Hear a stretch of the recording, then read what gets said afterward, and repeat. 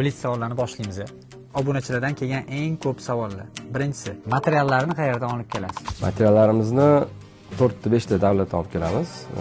Asosan Turkiya, Dubay, Xitoy, Italiya, Indoneziyadan ham ko'proq keladi. Indoneziyadan ham bormaganman.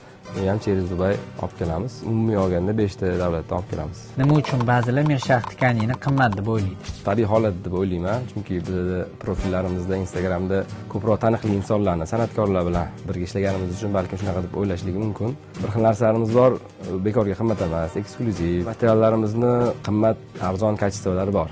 Biz o'zimizda ham bittasi bor, lekin biz o'sha iloji boricha premium sifatligini yaxshisini olib kelganimiz uchun ham balkim sal qimmatroq boshqa magazinlarga qaraganda. Bir xil narsalarimiz bor, biz uchun chiqadi. Biz zakaz beramiz, shundan keyin chiqadi. Balkim o'shaning uchun ham qimmatroq bo'lishi mumkin. Bilmasam endi kelishsa, solishtirib beramiz, hammasini ko'rsatib, tushuntirib, balkim keyin boshqa fikrda bo'lishar ijodlarimiz. Mirshax tkanini bilamiz, ko'plab mashhur insonlar bilan ishlagan. Robot aka, o'zingiz uchun qaysi media yulduz bilan ishlash oson bo'ladi? Bizga eng yoqadigani ko'p ishlaymiz o'zimiz bilan, Instagramlarimizda bizning как litsoyimiz ham desa bo'ladi. Asal Shodiyeva bilan ishlash juda ham yoqadi.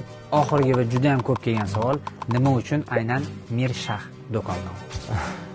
Hop, bu Mirshax degan bizning orzuyimiz bo'lgan aslida. Endi buni oldindan tarixi ko'p o'zi. O'sha paytda kichkina do'konda bitta o'zim ishlagan paytlarim Chorsu bozorida. Men hozir turmush o'rtog'im Shahnoza ismi, meni ismim Mirobod, to'liq ismim, hamma Obid deydi endi. O'shandan kelib chiqqan holatda biza как logotip, shu paytda boshqacharoq bo'lgan o'z logotiplarimizni chizib yurardik. Meni ismim bosh harfi va turmush o'rtog'imni bosh harfidan kelib chiqib brend paydo bo'lgan.